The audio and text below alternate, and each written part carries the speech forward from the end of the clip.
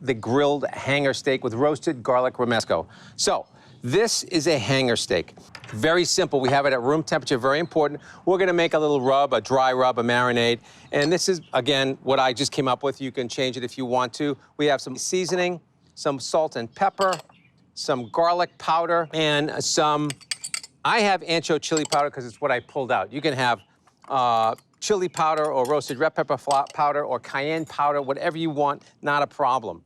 So we're just gonna whisk that up very easily.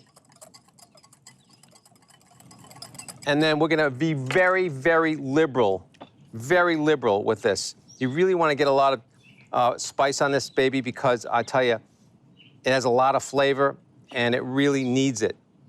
It's a dense piece of beef, but it's fantastic. Okay. So we're gonna get it on a very hot fire. And this is one of the few times you want a very hot fire. We're just gonna put it right on here. And you can see how like just gorgeous and hot this grill is. It's probably about 500 degrees. We're gonna turn it a couple of times. You wanna make sure you turn it a couple of times because it has an odd shape. It's sort of oblong, half flat. It's not a normal slice of steak. So I'm gonna go in and just check these steaks here, make sure they're getting a nice char.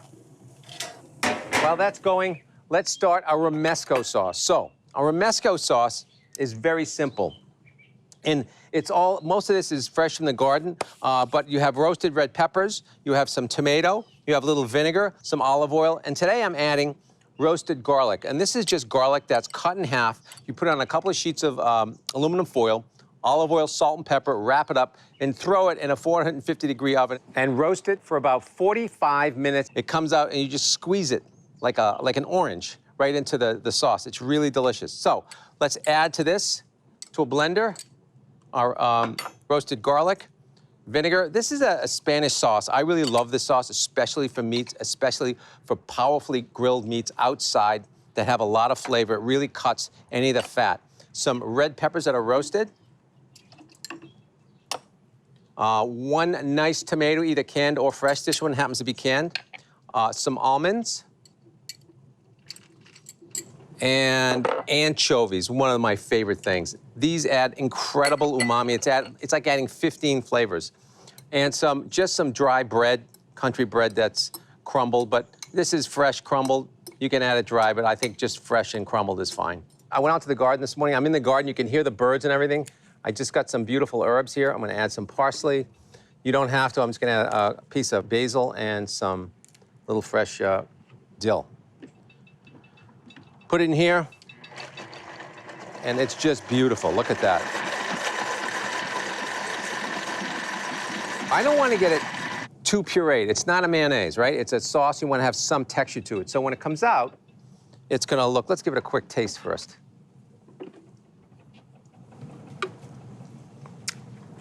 Oh. The vinegar, the pepper, the tomato, and that anchovy, it's all just linked together. It's so delightful. Now come in here. Look at how beautiful this looks.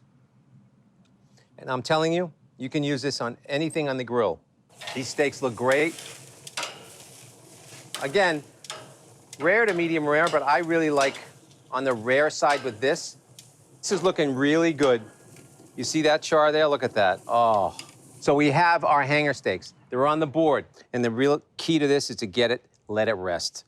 Leave it alone. All the juices come back, the muscles relax, the fat gets a chance to have some fun inside, and you can get a juicy steak, and all the juice is gonna be in the bite, not on the board. So we're just gonna slice it, and you can see this sort of striation here this way. So you always wanna cut against the grain. You don't wanna cut with the grain because it'll be tough. So we're just gonna start here. And you can see how nice that cuts and how beautiful the cook on that is. So medium rare to rare. When you get down to the end, I always save that piece for myself and chomp it right away. Oh, look at that.